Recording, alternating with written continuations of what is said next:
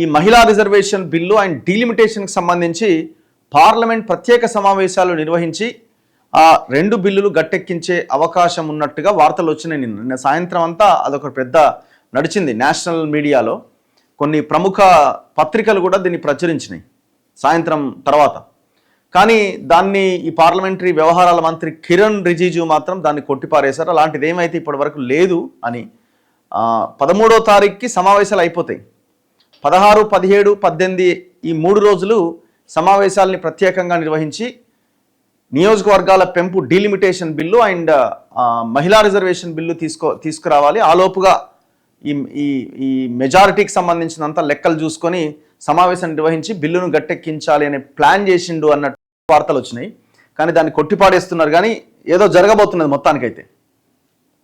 Last time ఇదే delimitation bill and మహిళా reservation bill వీగిపోయినాయి. సరైన మెజారిటీ ప్రభుత్వానికి లేకపోవడం వల్ల టోటల్గా విపక్షాలు ఆల్మోస్ట్ దాన్ని నిర్ద్వందంగా తోసిపుచ్చడంతో మహిళా రిజర్వేషన్ బిల్లు ఆల్రెడీ చట్టరూపం దాల్చింది ఎప్పుడో. కాకపోతే ఏంటంటే ఆ చట్టం చేసేటప్పుడు చేసిన నిబంధన ఏంటి, డీలిమిటేషన్ జరిగిన తర్వాత నియోజకవర్గాల పెంపు జరిగిన తర్వాత ఎన్ని నియోజకవర్గాలు అయితే పెరుగుతాయో అన్ని నియోజకవర్గాల్లో రిజర్వేషన్ అమలు చేయాలనేది నిబంధన. సో దీంతో ఇప్పుడు ఆ సవరణ చేయాల్సిన పరిస్థితి ఏర్పడింది. ఆ సవరణ జరగాలి అనంటే 2/3 మెజారిటీతో సభకు ఆ రోజున హాజరయ్యే, బిల్లు ప్రవేశపెట్టినప్పుడు సభకు హాజరయ్యే సభ్యులు మొత్తంలో 2/3 మెజారిటీ సాధించినప్పుడు మాత్రమే, వచ్చినప్పుడు మాత్రమే, అంతమంది మద్దతు పలికినప్పుడు మాత్రమే బిల్లు గట్టెక్కుతుంది. పోయినసారి అది సాధ్యం కాలేదు. ఈసారి అన్ని రకాల ప్రయత్నాలు చేస్తున్నారు. అసలు ఇది చాలామంది అంటున్నారు ఇది ముందుకు వస్తుందా అంటే 100కు 100% దీన్ని ముందుకు తీసుకురాబోతున్నారు. ఇప్పుడు మొన్న కాక్రోచ్ జనతా పార్టీ ఢిల్లీలో చేస్తున్న ఆందోళనలు దేశమంతా అట్టుడుకుతున్న సందర్భంలో కూడా నరేంద్ర మోదీ దీని మీదనే రివ్యూలు పెట్టిండు. శరద్ పవార్ని కలిసిండు, ఆయన కూతుర్ని కలిసిండు. వాళ్ళు ఆల్రెడీ చాలా క్లియర్గా ఉన్నారు. ఆయన అంతకుముందు జరిగిన పరిణామాలు మన కళ్ళ ముందు కనబడుతున్నాయి. తృణమూల్ కాంగ్రెస్ నుంచి 20 మంది ఎంపీలని బయటకి లాగి వాళ్ళని ఒక ఊరు పేరు తెలియని ఒక పార్టీలో చేర్పించి ఎన్డీఏకి మద్దతు ఇస్తున్నామని వాళ్ళు ప్రకటించారు. ఇది ఒక పెద్ద డెవలప్మెంట్. దాని తర్వాత ఉద్ధవ్ ఠాక్రే శివసేనకు సంబంధించిన 6 ఎంపీలు ఏక్నాథ్ షిండే శివసేన పార్టీలో చేరారు. వాళ్ళు ఏక్నాథ్ షిండేది అంటే ఎన్డీఏది, బీజేపీది. సో ఇట్లా మెజారిటీని కూడగట్టుకుంటున్నారు. అండ్ తమిళనాడులో కూడా విచిత్రమైన పరిస్థితి, డిఫరెంట్ సిచ్యువేషన్ వచ్చింది. డిఎంకే ముందు నుంచి కాంగ్రెస్కి సపోర్ట్గా ఇండియా కూటమిలో ఉన్నది. కానీ ఎప్పుడైతే కాంగ్రెస్ టీవీకేకు మద్దతు పలకడం స్టార్ట్ చేసిందో డిఎంకే కొంత దూరంగా ఉన్నది. సో దీంతో రేపు పొద్దున వాళ్ళు మద్దతు ఇవ్వాల్సిన అవసరం లేదు, సభ నుంచి వాకౌట్ చేసి సరిపోతుంది. ఇట్లా కొన్ని పార్టీలు వాకౌట్ చేసి కొన్ని పార్టీల మద్దతుతోటి బిల్లును గట్టెక్కించాలన్నది నరేంద్ర మోదీ భారతీయ జనతా పార్టీ ప్లాన్.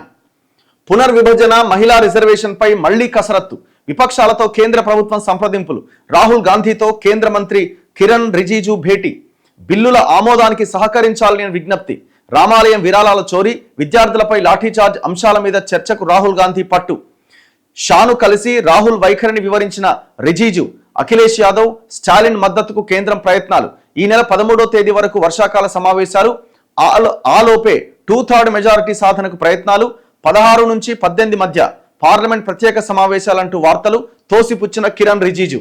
ఇప్పుడు మీడియా అడిగింది, సడన్గా ఆయన కనబడ్డాడు, అడగగానే సమావేశాలు ఉంటాయా అంటే లేవనే అంటాడు కదా, ఎందుకంటే డిసైడ్ కాలే కదా, ఇంకా వాళ్ళు అఫీషియల్గా నిర్ణయించలేదు కదా. కానీ వాళ్ళ ఆలోచన మాత్రం చాలా క్లియర్గా ఉన్నది. ఈ సమావేశాల్లో పెట్టడం కొంత డిలే ఉన్నది, ఎందుకంటే ఇప్పుడు తక్కువ సమయం ఉంది కాబట్టి ప్రత్యేక సమావేశాలు పెట్టి చేయాలి అన్న ఒక ఆలోచనతో ఉన్నట్టయితే కనబడుతున్నది. లోక్సభ నియోజకవర్గాల పునర్విభజన, చట్టసభల్లో మహిళా రిజర్వేషన్ల బిల్లులపైన కసరత్తును కేంద్రం మళ్లీ ముమ్మరం చేసింది. ఈ నెల 13వ తేదీతో పార్లమెంట్ వర్షాకాల సమావేశాలు ముగియబోతున్న దృష్ట్యా ప్రయత్నాలు వేగవంతం చేసింది. బుధవారం ఉదయం లోక్సభ ప్రారంభమైన కొద్దిసేపటికే ప్రతిపక్ష ఎంపీల నిరసనలతో వాయిదా పడ్డది. అనంతరం పార్లమెంటరీ వ్యవహారాల మంత్రి కిరణ్ రిజిజు నేరుగా విపక్ష నేత రాహుల్ గాంధీ ఛాంబర్కు వెళ్లి ఆయనతో సమావేశమయ్యారు. డీలిమిటేషన్, మహిళా రిజర్వేషన్ బిల్లులను సభలో ఆమోదింపజేసుకునేందుకు సహకరించాలి అని కోరారు. మంత్రి విజ్ఞప్తిని రాహుల్ గాంధీ తిరస్కరించినట్లు సంబంధిత వర్గాలు వెల్లడించాయి. అయోధ్య రామాలయంలో జరిగిన విరాళాల చోరీపైన ఉభయ సభల్లో చర్చను తక్షణమే చేపట్టాలి. గత నెల 20వ తేదీన ఢిల్లీలో విద్యార్థుల మీద పోలీసులు జరిపిన లాఠీచార్జి పైన కేంద్ర హోంమంత్రి అమిత్ షా సభలో ప్రకటన చేయాలంటూ తాము చేస్తున్న డిమాండ్లను అంగీకరించే వరకు ప్రభుత్వానికి సహకరించేది లేదని రాహుల్ గాంధీ స్పష్టం చేసినట్టు తెలిసింది. ఈ సమావేశంలో కాంగ్రెస్ నేతలు ప్రియాంక గాంధీ, కేసీ వేణుగోపాల్, గౌరవ్ గగోయ్ కూడా పాల్గొన్నారు. 50 నిమిషాల పాటు ఈ సమావేశం జరిగింది.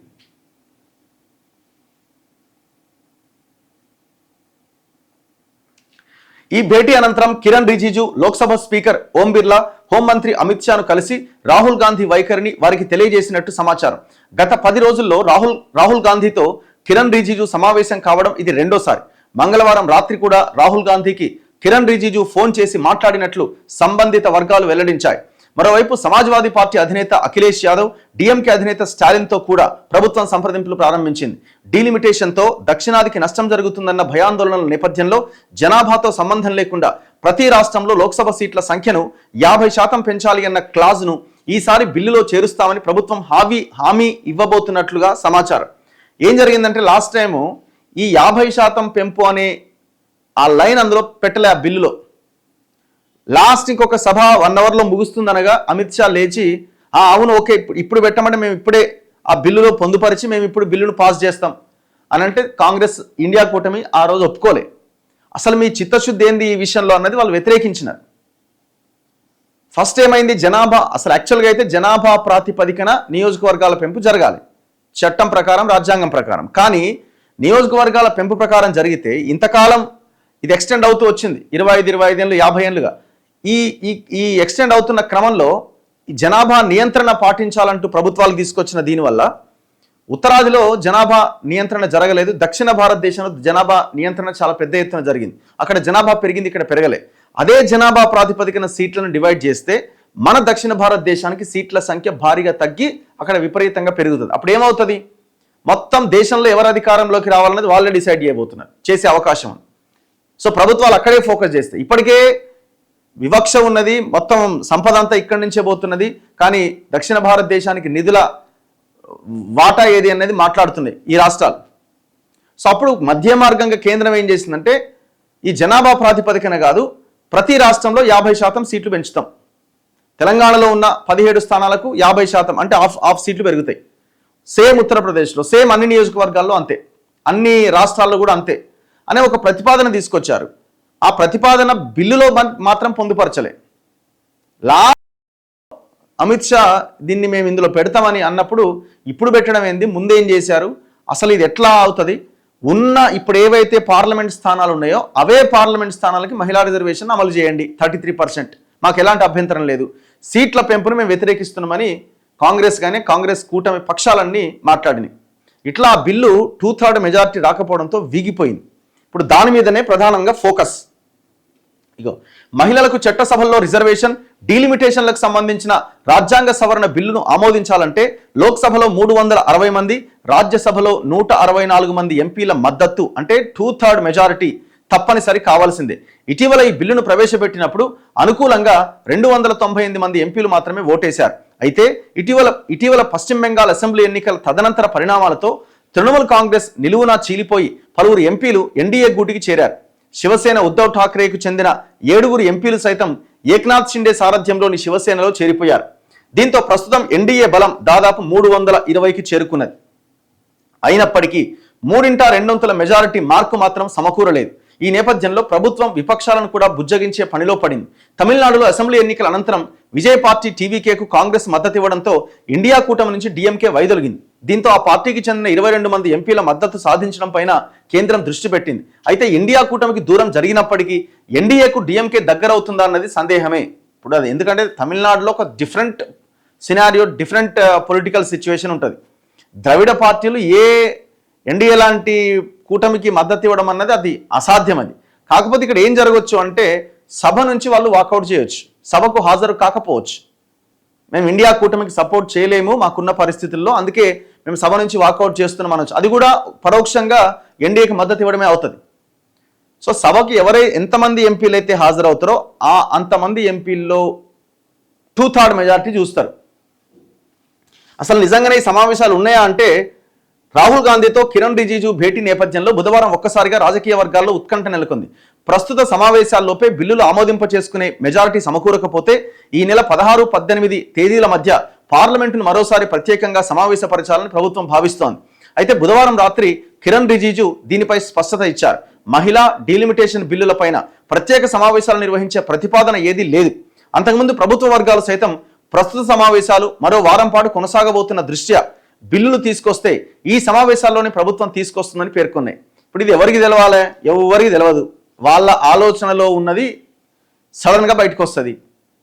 ఇప్పుడు ఇది ఏం రాసినా అన్ని స్పెక్యులేషన్స్ కిందనే చూడాలి. కానీ ఒకటి మాత్రం నిజం ఏంటంటే వాళ్ళ ఆలోచన చాలా క్లియర్గా ఈ బిల్లులను ఎట్లాగైనా గట్టెక్కించాలి అన్న లైన్లోనే ఉన్నారు. అదే జరిగితే ఆ బిల్లులు ఆమోదం పొందితే మన దగ్గర కూడా సీట్లు పెరుగుతాయి, అసెంబ్లీ స్థానాలు పెరుగుతాయి అండ్ పార్లమెంట్ స్థానాలు కూడా పెరుగుతాయి. ఈ మహిళా రిజర్వేషన్ మీద చాలామంది చాలా డిస్కస్ చేస్తున్నారు, విశ్లేషిస్తున్నారు. ఇప్పుడు ఈ మహిళా రిజర్వేషన్ వల్ల వచ్చే ప్రయోజనం ఏంటి? బేసిక్గా ఈ మహిళా రిజర్వేషన్లో సామాజిక న్యాయం అనే యాంగిల్ లేకపోతే, సామాజిక న్యాయం పాటించకపోతే ఉపయోగం లేదు. ఇప్పుడు ఫర్ ఎగ్జాంపుల్ ఎవరు ఈ 33% ఎవరికి వస్తుంది? ఇప్పుడు ఉన్న చట్టసభల్లో ఉన్న దాంట్లోనే చట్టసభల్లో బీసీలకు 42% రిజర్వేషన్ రావాలి అని కొట్లాడుతున్నాం. ఎస్సీ ఎస్టీలకు ఆల్రెడీ రాజ్యాంగం ప్రకారం ఉంది కాబట్టి మహిళా రిజర్వేషన్లు కూడా దాన్ని అమలు చేయక తప్పదు. కానీ బీసీల పరిస్థితి ఏంది? చట్టసభల్లో రిజర్వేషన్స్ లేవు కదా. లోకల్ బాడీస్లో ఉన్నాయి, బట్ చట్టసభల్లో, అసెంబ్లీలో, పార్లమెంట్లో లేవు. మరి మహిళా రిజర్వేషన్లో కూడా 42% రిజర్వేషన్ ఉండాలి కదా. ఎట్లుంటుంది? మీకు ఓవరాల్ రిజర్వేషన్లో లేదు కదా అని అంటారు. అరే ఎందుకు లేదని అడుగుతున్నారు. బీసీలు పెట్టాలి కదా. మరి ఏ మహిళ వచ్చి అసెంబ్లీలో కూర్చుంటుంది? ఏ మహిళ వచ్చి పార్లమెంట్లో కూర్చుంటుంది?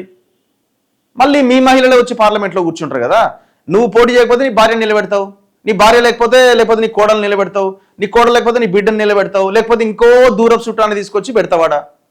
అల్టిమేట్గా మీకు సంబంధించిన, మీ వర్గాలకు సంబంధించిన వాళ్ళని ఆ పార్లమెంట్లోనో అసెంబ్లీలో కూర్చోబెడతారు. దీనివల్ల సామాన్య బీసీ మహిళలకు వచ్చే ప్రయోజనం ఏంది? సో ఇది ఆలోచించాలి. దీని మీద అసలు మూమెంటే లేదు కదా. రాహుల్ గాంధీ డిమాండ్ చేయాల్సిందిగో ఇది. నువ్వు మహిళా రిజర్వేషన్ పెడితే పెట్టు, కానీ దాంట్లో సామాజిక న్యాయం ఏది అనేది మాట్లాడాలి కదా.